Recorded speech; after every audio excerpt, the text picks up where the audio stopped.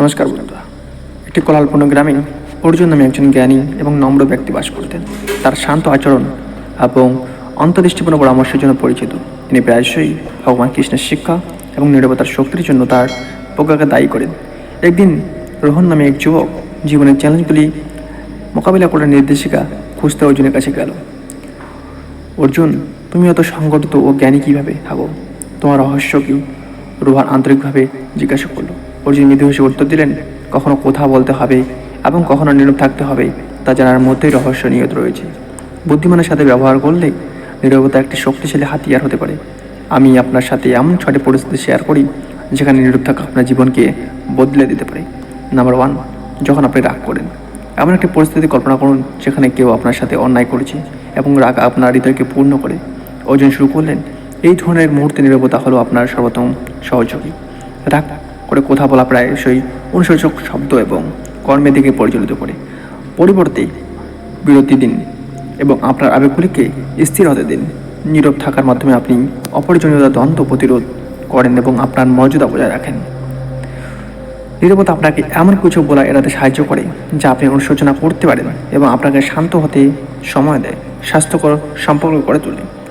Number 2, যখন আপনি সমালোচিত হন। সমালোচনা দংশন করতে পারে, বিশেষ করে যখন একটি অন্যায় মনে হয়। অর্জুন চালিয়ে যান। রক্ষামূলক প্রতিক্রিয়া পরিস্থিতিতে বাড়িতে তুলতে পারে। পরিবর্তে নীরবতাকে আলিঙ্গন করুন। একটি খোলা মনের সাথে প্রতিক্রিয়ার প্রতিফলন করুন। কখনো কখনো নীরবতা শব্দের চেয়ে জোরে কথা বলে, আপনার পরিবক্তা এবং শেখার ইচ্ছে দেখায়। নীরবতা আপনাকে গঠনমূলকভাবে সমালোচনা প্রক্রিয়া করতে এবং চিন্তাভাবনা গড়ে প্রতিক্রিয়া জানাতে দেয়, ব্যক্তিগত বৃদ্ধি বাড়ায়।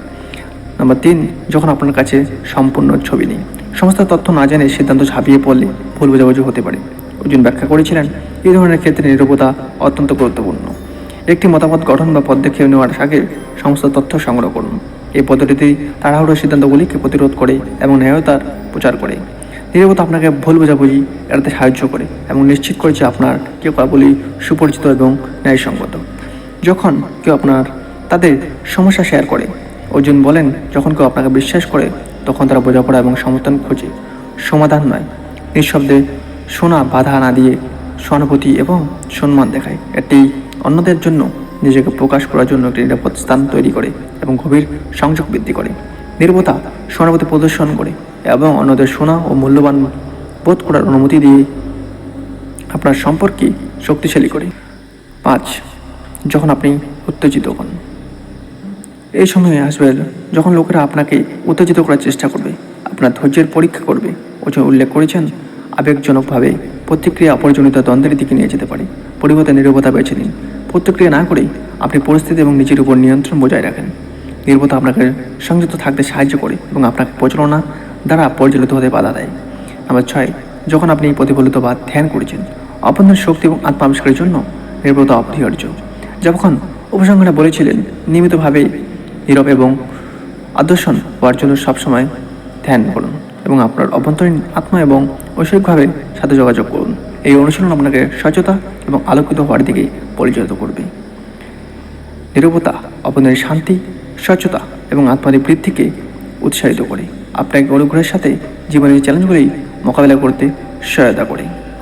চুপচাপ থাকার উপকারিতা। ওজন শিক্ষকগুলি নীরবতা গভীর উপকারগুলিকে আলোকিত করেছিলেন। নীরবতা আপনাকে আপনার আবেগগুলিকে কার্যকরভাবে পরিচালনা করতে। কৃষ্ণের শিক্ষা ভাগবতগীতা থেকে অর্জুন ভগবান কৃষ্ণের বাণী দ্বারা অনুপ্রাণিত হয়ে অর্জুন একটি চূড়ান্ত চিন্তা ভাগ করেছেন। নীরবতার মধ্যে আত্মা আসল কণ্ঠস্বর খুঁজে পায়। কৃষ্ণ শিখেছিলেন যে নীরবতা যোগাযোগের একটি শক্তিশালী রূপ এবং অভ্যন্তরীণ জ্ঞান এবং ঐশ্বরিক সংযোগের একটি পথ। সো বন্ধুরা, যখন অনুষ্ঠানগুলোতে চ্যানেল সাবস্ক্রাইব করে পাশে থাকুন। জয় হিন্দ, বন্দে মাতরম। ভারত মাতা কি জয়।